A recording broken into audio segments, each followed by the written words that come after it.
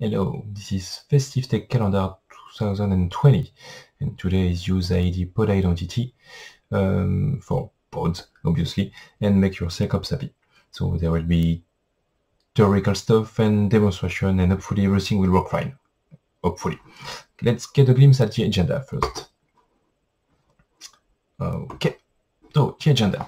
We'll start with a rapid introduction to put some context, then we'll go into the basics of managed identity in Azure, and following that, why containers might not be the best way to leverage that.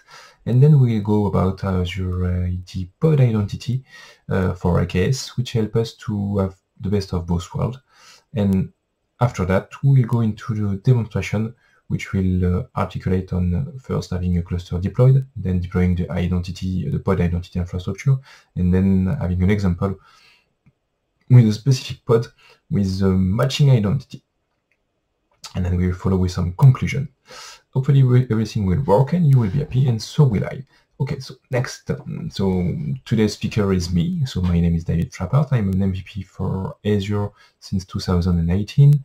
I like technical stuff, which means that I'm a geek, and I'm still struggling with Kubernetes because there is so much thing to do on that, and that's why I'm talking about pod identity tonight. I've been struggling with that for a few weeks now, and this talk is kind of my conclusion, my experience to share with you, so that you don't struggle the same level as me. First, a rapid introduction. So, what we will do is a journey to AKS with pod identity enabled, because we want to have a more secure environment. So we'll get to know the relationship between Kubernetes service hosted in Azure and Azure AD as a control plan for identity. We will dive into the how to make it work, how to prepare the environment, and with that we will be able to understand the prerequisite of our environment. Okay, so first, basics. So usually, when you host application, you have something similar to what you can see on the left, front layer, which needs to talk to a data layer, and while it's talk with connection string, there is authentication issue and secret rotation, and this is a pain to manage, to be honest.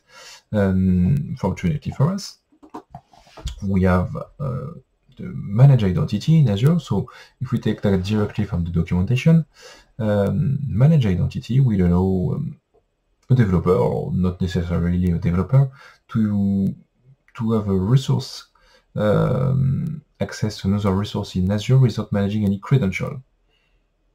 I can see your point here, so how is it working? And that's exactly what we want to do on the next slide. So let's focus on these little schematics. I think it's quite helpful. So in the center of that, you have the managed identity. The managed identity is an identity which is living in Azure AD as your identity control plane, and the word manage means that it's not to any administrator to manage the life cycle of what is associated with this identity. So what is usually associated with the identity is it's secret, typically. How will we make it work? We'll associate a managed identity with an Azure resource. This Azure resource can be an app service or virtual machine or some other services such as pod, so that we will see later. But natively it should be, well, usually it is more cloud native resources, which can be, as I said, virtual machine or app service or service which are known by the Azure platform. So this managed identity is also granted a RBAC assignment, which allow it to have access to other resources. And that's where it's getting nice, because we have an identity which is associated with an access to other resource through RBAC assignment, and which is also associated with an Azure resource. So application living on this Azure resource don't need to store password in config file or any other complex configuration. We just rely on the managed identity and on the condition that the application can leverage this managed identity by logging in on Azure without a password. Well, as I said, there won't be any password, and so neither will there be any rotation of the password, and so we will have something which is more secure, at least on an application point of view. Okay. Just so you know, Azure AD Managed Identity come in two flavors. You have the system assigned identity and the user assigned identity. The system assigned identity, as the name implies, is assigned by the system. You just activate that on a Azure service, such as virtual machine, again, and it will be a way to have the virtual machine register as an identity in Azure AD, and then you can grant it rollback assignment. On the other end, you have user assigned identity. You create beforehand the identity, and then you associate that to a service. The advantage is that you can have more than one identity associated with the same service, and so you can authorize different identity with different access and leverage different kind of access without having only one way of managing that. I mean, obviously, if you need to access two resources with a VM, by having user assigned identity, you can get access to the user assigned identity to these two specific resources. And then you associate these two assigned identity to the service, and it will have two different identities to access the other service. It can be good to segregate access. Okay, now that we are on the same basis, let's get on the third part. So where the containers do not help. Well, as you probably know, the main point of a container is its portability, because it's isolating the runtime, meaning there is no dependency with the OS layer anymore, so you can move a containerized application between two different machines without any worry that it would not work because you lack some package. Everything is which is required to make the application work in the container is living in the container, which is nice.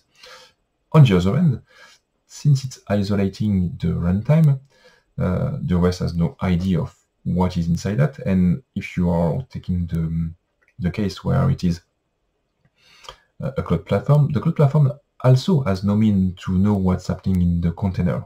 So you have portability, but you have less integration because it's isolated. And it's kind of too bad.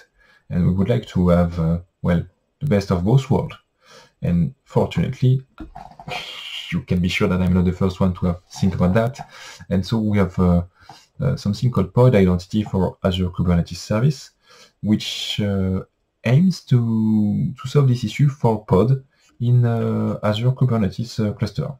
So, what is it, mainly? This is an open source software project which live on the two websites that are referenced there. So the GitHub repository for all the technical stuff, and build upon the GitHub repository website documenting the concept. On its own, no, before that, just so you know, because Microsoft is realizing that support for pod with managed identity is very important. We have Pod Identity as a preview extension or add-on for your AKS cluster. But for now, today, we will focus on the open source project because it will help us understand what is under the hood. Okay, so what do we have in this project? We have the CRD resources, 3 to be clear: Azure Identity, Azure Identity Binding, and Azure Assigned Identity.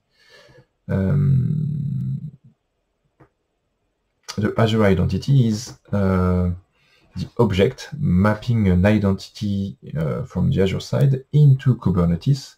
The binding will be what will be used to bind this identity to other workload, and the user assigned identity is the object which witness that the Azure Identity and its binding is indeed working, and that we have identity associated with, Azure AD identity associated with our workload such as pods. Then we have the infrastructure part, which is the deployment and the daemon set. So the deployment make manage identity controller. It's the one who is controlling everything on the pod, on the cluster, sorry, to verify that the identity are distributed and granted token. And then you have the daemon set, node manage identity, which, as the name implies, is living on each node to identify which workload will require a token through its Azure ID binding. So how is it working? Quite easy, as a matter of fact. On the left, you have the Azure control plane. On the right, you have the Kubernetes control plane. So on the left, what we have to do is create user assigned manage identity, and that's all. Then we will make a correspondence between this Azure identity and the Kubernetes control plane, and for that we will have the, as I said, the Azure identity in gray, which will take information from the user assigned manage identity, typically the client ID and the resource group where it lives. Associated to that, we will have an Azure identity binding, which through a label called AAD pod ID binding will allow pods to get attached to an Azure identity. Okay, taken from the documentation from the website of pod identity, you have here represented on a node a pod running and requiring a token. It will talk to the node manage identity daemon set, which will then talk to the Kubernetes API server, which in turn will be interrogated by the manage identity controller, which then will check the ARM API to talk to Azure ID and verify that the user assigned identity has access to what it needs to access, and then the token will be returned to the pod, and the pod will be able to access its its service in Azure. Okay. More graphically, it means something like that. You have a pod requesting a token with its managed identity, then it will request its token on Azure ID, which will in turn allow it if it's seeing that it's allowed. So the pod will get a token to identify and to authenticate on the storage such as Azure Storage or Azure SQL or Key Vault or stuff like that. And in the demonstration, we'll focus on Key Vault because this is the one which is the most easiest to demonstrate. Okay. So about that, now let's go to the demonstration. As I said, we'll start with first a Kubernetes cluster deployed. So before that, we'll take a few assumptions here. We'll take a Kubernetes cluster with Azure AD integration and RBAC enabled, and we will focus on a few specificities of this cluster so that we know what it needs to be able to grant to manage identity, because as I said, the cluster is doing stuff in his control plane, but this control plane is communicating with the Azure control plane, and so your cluster needs to be granted specific authorization on the Azure side. Okay, to give you an example, just so you know, in your Kubernetes cluster, in this Kubernetes cluster, as a matter of fact, we are using Azure AD integration and also the managed identity. So we'll get, as you can see here, we have an output from Terraform. I have two specific identity: the system assigned identity, which is which used to be a service principal or an app orchestration associated with the Kubernetes cluster. Nowadays we use managed identity, so the control plane as a managed identity, and we also have system assigned identity, specifically one for the kubelet, which is associated with the agent pool, which are virtual machine scale set, and these two identity will require access through RBAC assignment. On more graphical standpoint, we have that. So the Kubernetes cluster with its name will have an associated identity. We don't see it easily, which is kind of bad, but on the other hand, if we want to assign role on this Kubernetes cluster, we can find in the RBAC GUI the associated identity. On the other hand, the kubelet identity is suffixed with agent pool. So as you can see on this print screen, we have one specific in the resource group of the Kubernetes object, which is called something -agent pool. And this identity is the one which is associated with your node pool, which will be used to manage the user assigned identity. Okay, so now we'll deploy the infrastructure. So we'll have to just take the documentation. Just so you know, starting from version 1.7 of pod identity, Kubernetes is not accepted anymore. This has something to do with the fact that Kubernetes as a network, well, as a CNI, is not as much complete as Calico or Azure CNI, and is not protecting enough the environment. So, as a matter of security, the owner of the project decided to, by default, deactivate deactivate the capability of pod identity with Kubernetes. Fortunately, we can still force that with the specific switch, as you can see on the screen, which specify Allo Network plugin Kubernetes true. And if you don't do that, and you are using pod identity, Kubernetes, it won't work. I'm specifying that because, as you may probably have guessed, I'm in a case where I need Kubernetes because private IP are expensive, and I don't want to use private IP of my RFC 1918 range for my pod. I want to hide that, and Kubernetes was a good candidate. Okay. So after deploying that, we'll see that in live afterward. We'll have the possibility to check the logs with the, well, check the pods. So we should have, depending on what we have, a deployment for the managed identity controller and non-managed identity if we have more than one, depending on the number of node that we have in our node pools, we'll have NMI in pod in on each of these nodes, because this is a daemon set. And then we'll check the logs to see if everything is working fine. Okay, so next we'll try to make it work. So to make it work, we'll have to check our Kubernetes cluster and grant some identity on that. So you can see here that I have decided to assign the virtual machine contributor role to my kubelet, the managed identity to my kubelet also, and that will be all for the identity. So I propose that I switch now to the demonstration and the environment. Okay. Okay, so I have created my cluster. If I'm typing Terraform output, you'll see that I do have my cluster over there. Okay, with some output which are useful for me. And now what I want to do is create my pod identity infrastructure. So I have two things to deploy. I need to deploy the pod identity with KubeNet. On this one, I added specifically my switch, as you can see over there. Okay. And I also need to deploy my exception, which will allow me to specify to my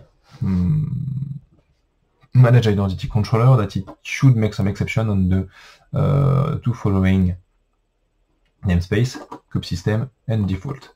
Kubesystem because this is the namespace where all our add-ons are working, so we don't want that to be monitored by a managed identity controller, and default because at this point managed identity controller is deployed in the default namespace. Okay, so let's try to deploy that. I just copy paste that. Okay, and then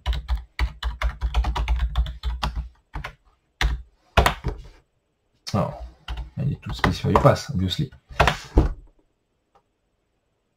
And what did I do? Oh, obviously, I try to deploy the exception before deploying the infrastructure.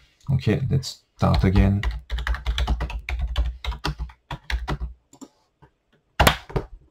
And this time it's working. So a few things deployed. Now I will deploy now the exception. Copy path, kubectl. Okay, tac.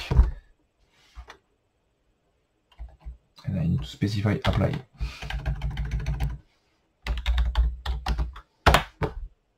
Okay.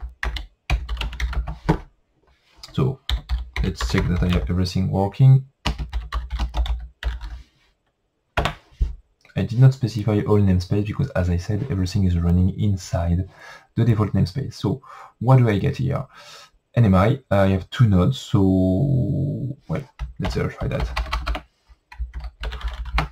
Yep, I have 2 nodes, so that's why I have 2 NMI pods, and I have a deployment with my manage identity controller deployment.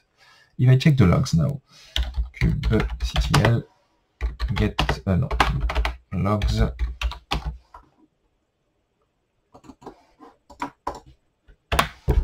Okay, everything seems to be working fine. Let's check this one now.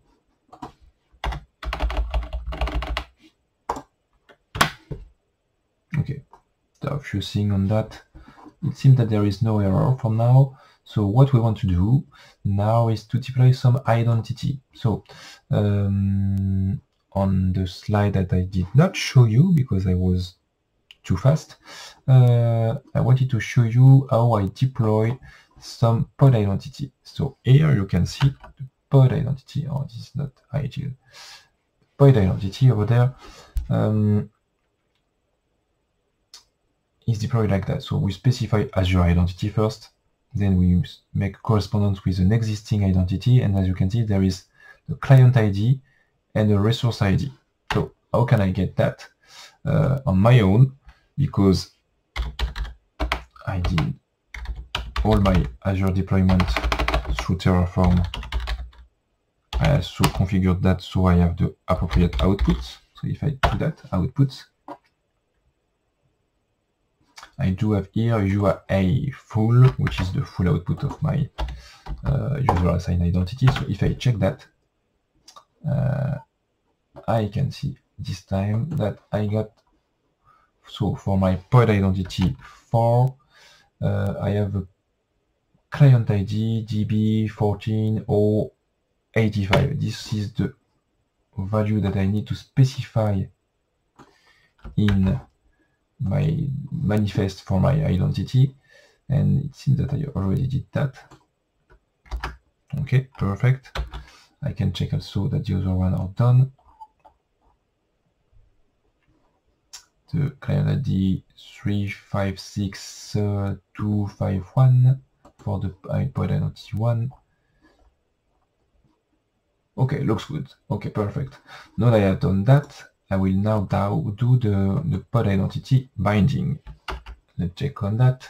This time, the object is Azure identity binding, and as you can see, I'm binding that with the identity that I created earlier. Oh, what I did not do.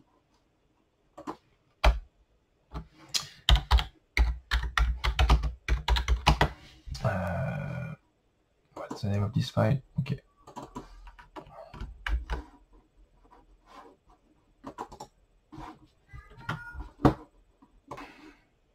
And I was trying to get my identity, but I did not deploy my identity, did I?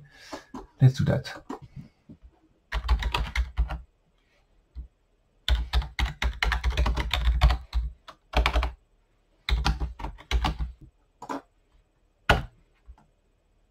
Okay, now let's verify that my identity are existing. Yep, I've got 5 of them. Perfect. Now, focusing on that, I will create the binding, and then I will use this binding to create a pod.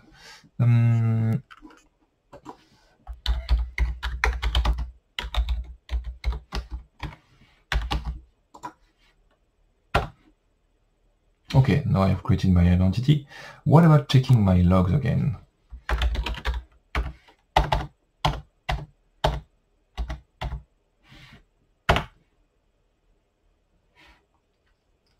Pod show starting. I see no error, which is fine.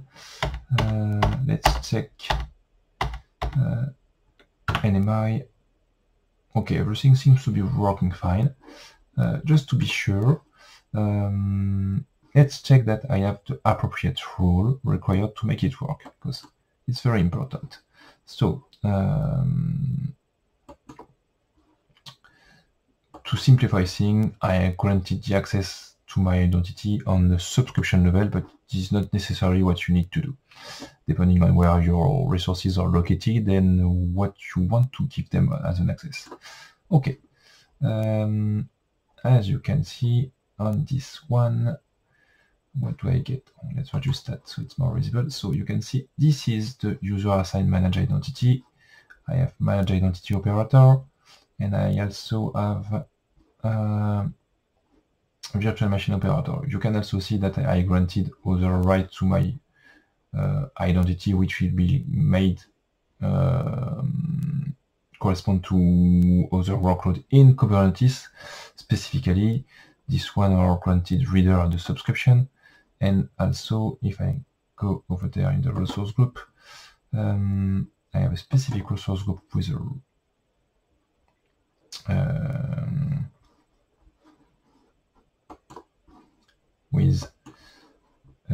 Key Vault, forgetting my word. Check. Why can't I see something like that? This is too big. Can I reduce a little? Oh, okay. This is difficulty with doing some stuff like that. Okay, my Key Vault is over there. If I'm going to access policy this time, I can see that my UII pod identity are granted access to read secret. Okay, this is just so you know. So now let's go back into our configuration. Now I will create a pod so that it has the requirement to access a Key Vault. I will use Flex Volume, which are deprecated since version 1.15, I think, but for this example, it will do. Before deploying a pod with Flex Volume, I need to deploy the Flex Volume infrastructure, obviously. So let's just do that.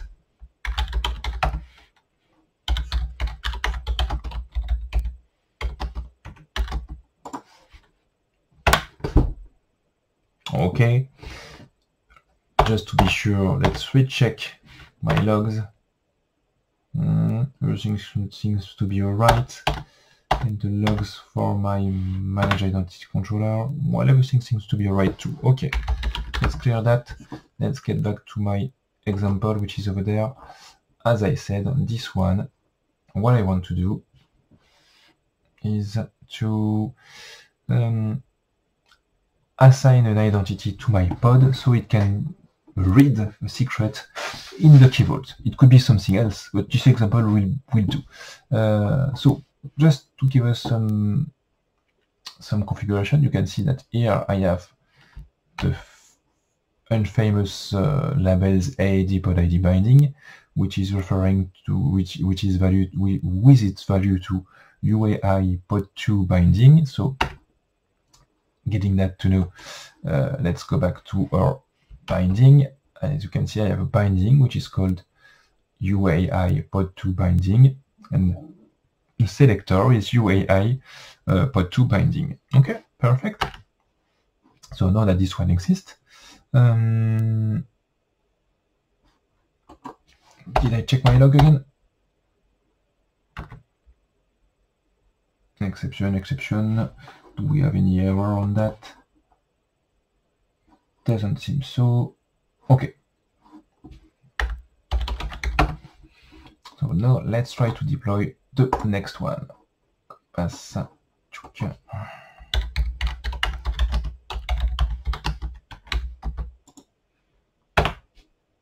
Okay, the pod is being deployed. It can take some time. Container creating, so let's wait a little. Okay, now my pod is running, as you can see. So let's check the log again. So this pod is running on this node. So let's check the log for this one specifically. And what can we see over there? If I'm correct, match identity. Check it. Okay. Default Nginx Flex KV pod 2 has been matched with Azure Identity default pod 2. It seems to be okay. Let's check that again. Okay, so I have my pod. Let's check the configuration that I did on this pod. So this pod was configured with the flex volume, as I said, and the flex volume is in the MountPass KVMNT, and it's mounting the key vault name AKVDF overlap or something like that with a specific secret, which is called something with SQL. So let's just check that on my configuration. So if I go in secrets, this is indeed my key vault, as you can see, and I do have this secret over there, SQL living, and if I check the value over there, I think I will get something like that. Okay, it's starting with the H, then we have square bracket, then C. Okay, I will forget that. And let's see if I can do something with that. Now that I'm here, kubectl, oh, what's that? Okay, sometimes Visual Studio Code is doing stuff like that with the console.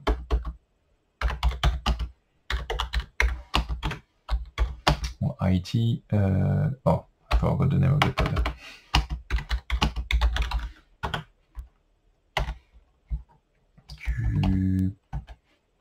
kubectl. Okay, now I get this one. kubectl exec.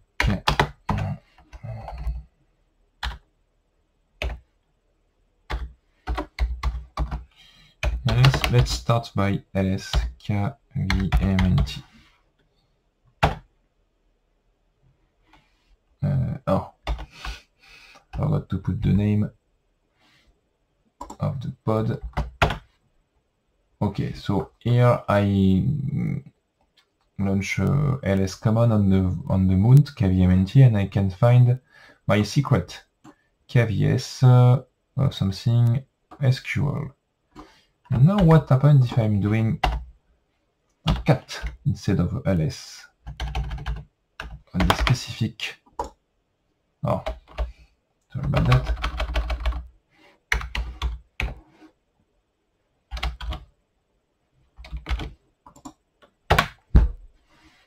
Oh, forgot the L, sorry. And what do I get? Something that looks familiar. 8 square bracket C. Okay, and is it the same? It looks so. Okay, nice. So what did I do here?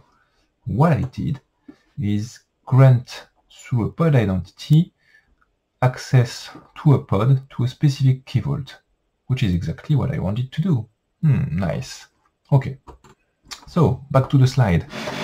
This is what we did. We granted access to a pod with an identity in Azure ID so that it can access an Azure service without any password, which is exactly what we wanted to do. So now we can say that in a case, at least, container are not blocking the manage identity value that we can get with Cloud Platform. So there is still a few things to configure, but it's working fine. Let's get to the conclusion then. So, pod identity is a way to leverage manage identity inside pods. There are some understanding, so that's a huge part. You need to have an understanding of how your pod are working with identity, with managed identity, and how your Kubernetes cluster is working with its own managed identity. So as I said, as I shown, there are at least two identity which are important in this case: the system assigned identity of the Kubernetes control plane and the user assigned identity of the not pool of your Kubernetes cluster. More support is coming from Microsoft, which is very nice, through an AKS add-on, and it should ease the configuration by automatically granting the appropriate access to the resource. I still think that using the open source project is a good idea to understand it in the good way. As you can see also, there is some other moving part. It's not because you granted access to your pod that it will be working. Obviously, there is a separate control plane in Azure, but depending on the service that you want to access, you need to have other moving parts, such as Flex Volume, or in the near future, CSI driver for Key Vault, for example. I guess it would be the same for other services, but that's something that needs to be taken care of. So I hope that you will learn some stuff on that. I know that I did. So, well, I think I will stop for now, for today. I thank you for watching this video, hopefully, and hope that you will take pleasure in watching it as much as I did to do it. So, see you. Thank you for you watching my video. Thanks. Bye.